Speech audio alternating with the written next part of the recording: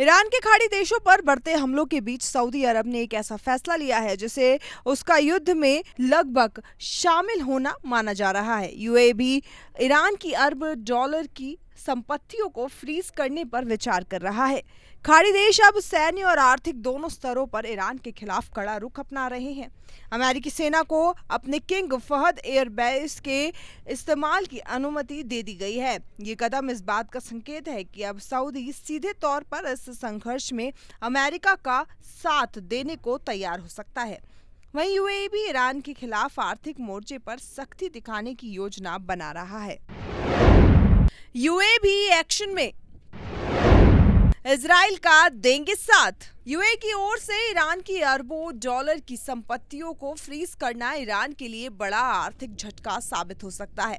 युद्ध और प्रतिबंधों के बीच पहले से दबाव झेल रही ईरानी अर्थव्यवस्था के लिए ये कदम और संकट पैदा कर सकता है। विशेषज्ञ मानते हैं कि अगर ये फैसला लागू होता है तो ईरान की वित्तीय स्थिति और कमजोर हो सकती है, जिससे उसकी युद्ध क्षमता पर भी असर पड़ सकता है। अमेरिका को देंगे समर्थन, ईरान पर बढ़े सैन्य आर्थिक दबाव। खाड़ी क्षेत्र के कई देशों सऊदी अरब, यूएई, कतर, कुवैत, बहरीन और ओमान पर ईरान के हमलों ने हालात को और गंभीर बना दिया है। ऊर्जा ढांचे, गैस हब और प्रमुख शहरों को निशाना बनाकर किए गए हमलों ने इन देशों की अर्थव्यवस्था को झकझोर दिया है। खासतौर पर कतर के रास लाफान गैस हब पर हमला एक बड़ा संकेत था कि अब ये संघर्ष सिर्फ सैन्य नहीं बल्कि आर्थिक युद्ध भी बन चुका है।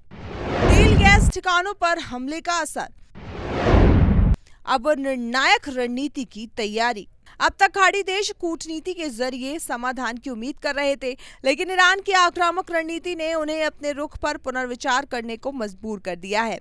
हॉर्मुज जल जमरूद मध्य पर जहाजों की आवाजाही रुकने और ट्रांजिट फीस लगने जैसे संकेतों ने हालात को और जटिल बना दिया है। ये समुद्री मार्ग वैश्विक ऊर्जा आपूर्ति के लिए बेहद अहम है और यहाँ किसी भी बाधा का असर पूरी दुनिया पर पड़ सकता है। अब खाड़ी देशों की प्राथमिकता साफ होती जा रही है, ईरान को कमजोर करना। हालांकि वे अमेरिका की रणनीति से पूरी तरह संतुष्ट नहीं है, लेकिन उनके सामने विकल्प भी सीमित है। विशेषज्ञों का मानना है कि इस युद्ध ने खाड़ी देशों को ये सीख दी है कि उन्हें अपनी सुरक्षा के लिए सिर्फ अमेरिका पर निर्भर नहीं रखना चाहिए।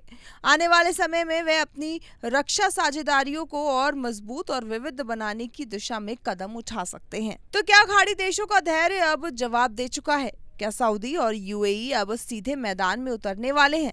ईरान की आक्रामकता और उसके जवाब में बदलती रणनीति संकेत साफ है।